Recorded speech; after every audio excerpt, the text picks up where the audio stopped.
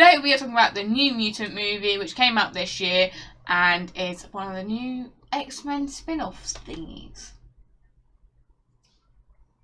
New Mutants was released on the 28th of August 2020 after it was pushed back numerous times due to COVID-19 and also to some production issues with the company who was filming it. The movie was rated a 15 due to it being classified as a horror fantasy. However, I don't know how they do these movies. I don't know how they say it's 12 or 15. However, I do not think it deserves to be a 15.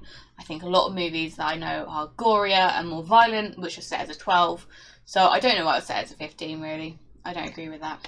New Mutants follows along a girl called Danny as her town was destroyed by an unknown force creature. She gets told it was a tornado and everyone, I believe, in the town thought it was a tornado.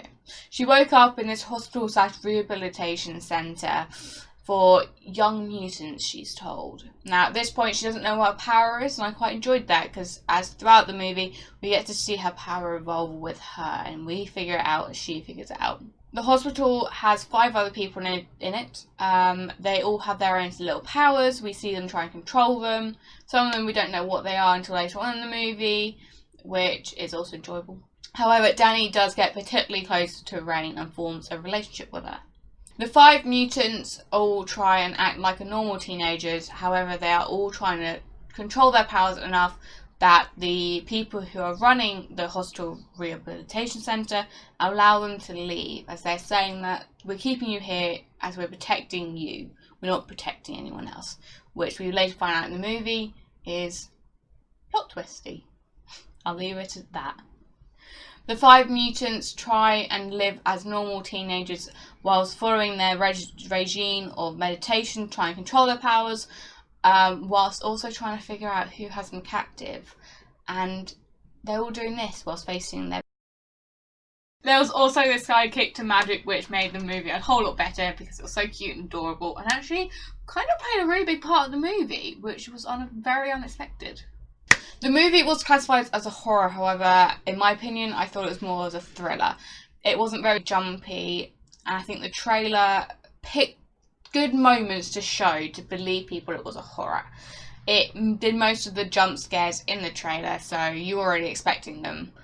Most of it wasn't scary at all. It was intriguing to watch, and you want to find out more. It wasn't sit in the back of the seat, close your eyes and peek through your hands like that sort of thing.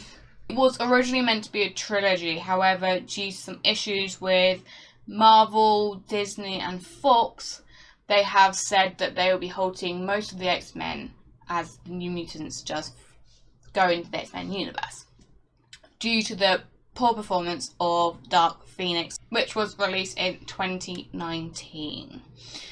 However, they went as far as even deleting some of the post-credit scenes, so there's nothing to watch.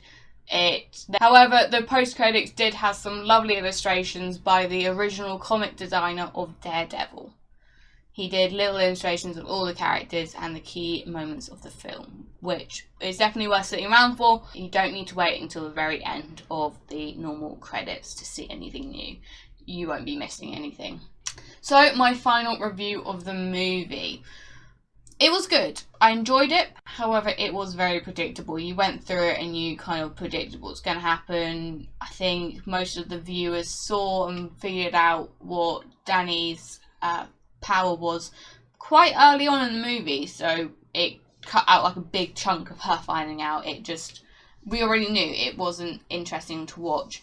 And I think the acting was very good. The CGI was amazing. They did that very well. However, the biggest thing that I think I'm going to give it such poor little marks for is that it was predictable.